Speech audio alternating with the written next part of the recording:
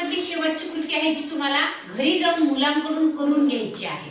तर पहा, मला सांगा, तुम्ही अगोदर मी तुमच्याकडून ही कृती करून घेतलीये, तर हे चित्र कशाचं आहे?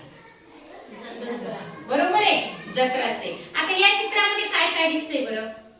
आताच आपली लिंबारुईची देवीची जत्रा झालेली आहे. झाली म्हणजे जवळचं उदाहरण आहे. आपल्या इथल्या जत्रेमध्ये काय काय आलं होतं मला तुम्ही सांगायचं. आपल्या लिंबारुईच्या जत्रेमध्ये रात पाळणे होते, आईस्क्रीमचे गाडे होते, फुगेवाले होते,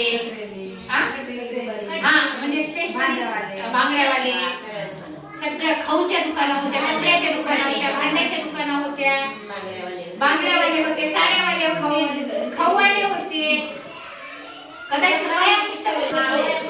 शालेय साहित्याची दुकानं पण होती. मुलांना काय वाटलं बरं? आपल्याला सुद्धा कदाचित आपल्याला सुद्धा एखादी गोष्ट जर आपल्या घरामध्ये नसेल तर आपण घेऊन येतो ना, घेऊन येतो, कारण आपल्याला माहिती आपल्याला माहिती बीडला आपण लांब पडते, पण जवळ आहे तर आपण घेऊन येतो. म्हणजे आपल्याला ज्या उपयोगी वस्तू घेतातच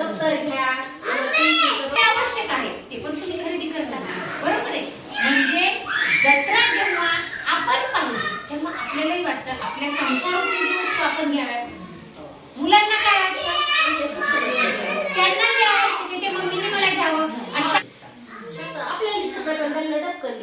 पाहिजे, गाडी पाहिजे. आता काल आम्ही सहलीहून आलो, मुलांना प्रत्येक ठिकाणी काय दिसणार आहे?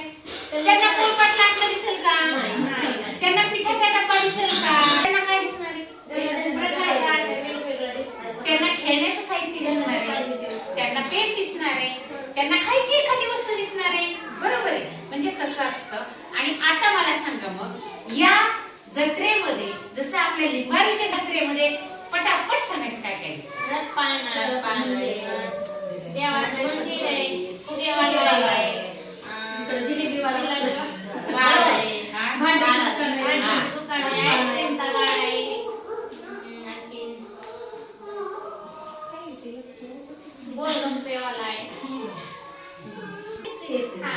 म्हणजे काय वाटते बरं तुम्हाला, ही जत्रा कशाची असणार आणि कुठली असेल?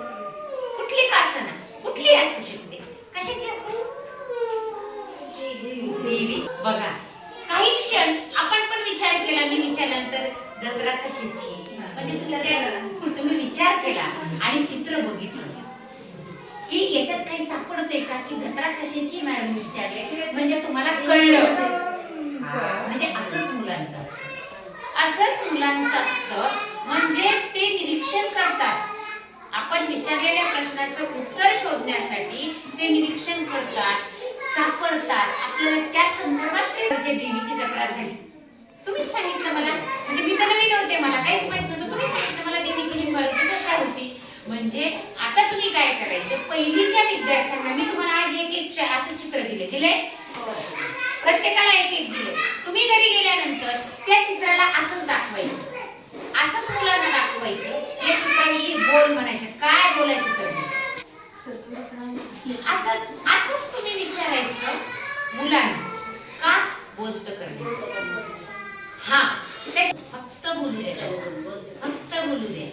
त्यांनी देवीचं म्हणण्याच्या ऐवजी ते अजून दुसरं कशाचं मंदिर म्हणतात. त्या डोक्यात ज्या कल्पना आहेत त्या बाहेर निघू द्या, म्हणजे ते आपल्याला कळलं पाहिजे त्याच्या डोक्यात काय चाललंय.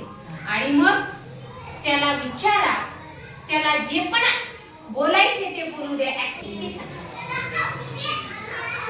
बरोबर आहे. पहिलीच्या विद्यार्थ्यांसाठी फक्त एवढंच करायचं. दुसरी, तिसरी, चौथीच्या मुलांसाठी तुम्ही म्हणायचं, तुम्ही हे जे काही बोललाय ते वहीवर 5 वाक्य लिहून काढा. लक्षात आले? आता प्रत्येकाला मी वेगवेगळा चार्ट दिला. तुम्ही सगळं हे घरी गेल्यानंतर करणार आहे, ते बरोबर लिहिले, पण ते अजून असं पाहिजे.